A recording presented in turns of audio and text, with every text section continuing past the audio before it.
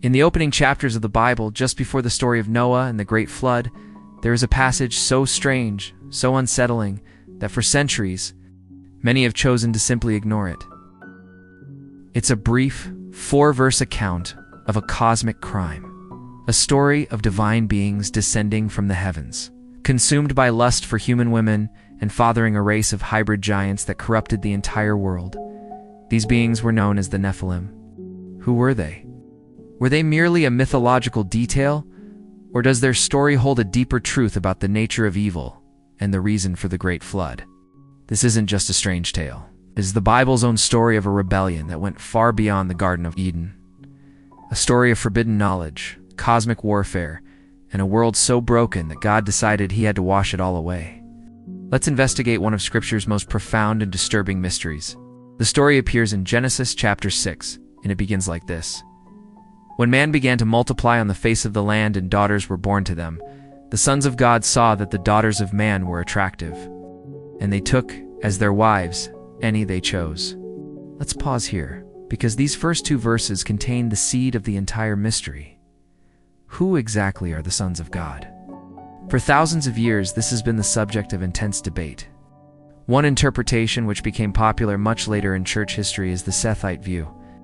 It argues that the sons of God were the righteous descendants of Adam's son Seth, and the daughters of man were the wicked descendants of the murderer Cain. In this view, the story is a cautionary allegory about the dangers of the holy bloodline mixing with the unholy, a purely human failure. It's a tidy, less complicated explanation, which is precisely why it gained traction. But the older, more literal interpretation, held by the vast majority of ancient Jewish scholars and the earliest Christian writers, is the angel view. This view is exactly what it sounds like, that the sons of God were divine beings. Angels, members of God's heavenly court. This interpretation is supported by ancient texts like the Septuagint, the Greek translation of the Old Testament, where some manuscripts render sons of God as angels of God. Early church fathers like Justin Martyr, Irenaeus, and Tertullian explicitly defended this view, understanding it as a literal account of fallen angels. In this understanding, what Genesis is describing is an unthinkable transgression. Angels, abandoning their celestial home to physically breed with mortal women. The text continues. The Nephilim were on the earth in those days and also afterward. When the sons of God came in to the daughters of man, and they bore children to them, they were the mighty men who were of old, the men of renown. The offspring of this forbidden union had a name, the Nephilim, from the Hebrew root nephil, meaning to fall. They were the fallen ones. The text describes them as mighty men and men of renown, suggesting figures of immense power and fame, like the demigods of Greek mythology. The biblical text itself is brief, but the non-canonical Book of Enoch blows the story wide open. While not part of the Bible for most, Enoch was incredibly influential in the time of Jesus, and Enoch provides the gruesome backstory that Genesis only hints at. According to Enoch, a group of 200 angelic beings, known as the Watchers, made a pact. Led by an angel named Samieza, they descended upon Mount Hermon, bound by an oath to fulfill their lust for human women. But their sin did not end there. They unleashed a torrent of forbidden knowledge upon humanity, a demonic industrial revolution that accelerated civilization in a corrupt and violent direction. Enoch presents a chilling list of these fallen angels and the specific arts they taught. One, named Azazel, taught men how to make swords, knives, and breastplates. He gave humanity the tools to perfect the art of killing. He taught them to see the secrets of the heavens, revealing knowledge they weren't meant to have. Another angel, Penemu, taught the art of the bitter and the sweet, the skill of lying and writing with ink and paper, giving mankind the ability to make their deceptions permanent. Other watchers taught sorcery, the cutting of roots, astrology, and the art of making war. Famously, they taught women the use of cosmetic eyeliner, adornments, and expensive stones to enhance their beauty and further entice the angels, fueling a cycle of vanity and lust. And then there were the children. The offspring of the Watchers and human women were the Nephilim, and in Enoch's telling, they were a race of ravenous, bloodthirsty giants. He He writes that these giants consumed all the acquisitions of men. And when men could no longer sustain them, the giants turned against them and began to devour mankind. They proceeded to sin against birds and beasts and reptiles and fish, and to devour one another's flesh and drink the blood. This story gives us the direct context for the Great Flood. The world was not just full of human sinners, it was a world fundamentally corrupted at a genetic and spiritual level. The very boundary between the divine and the human had been breached, creating monstrous hybrid beings that were destroying creation itself.